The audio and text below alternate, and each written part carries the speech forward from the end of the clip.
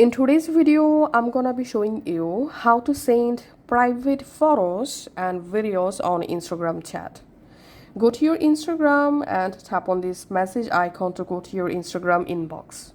Now go to the chat or conversation where you want to send a private photo or video. In conversation, tap on the camera icon. And now you can instantly capture a photo.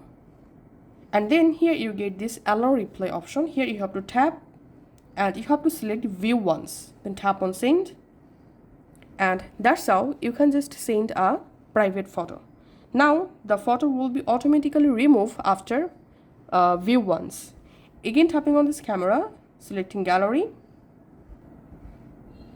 And now from your gallery select a photo and make sure to select your view once, tap on send. And this is how we can actually send private photos and videos in our Instagram chat. Thanks for watching.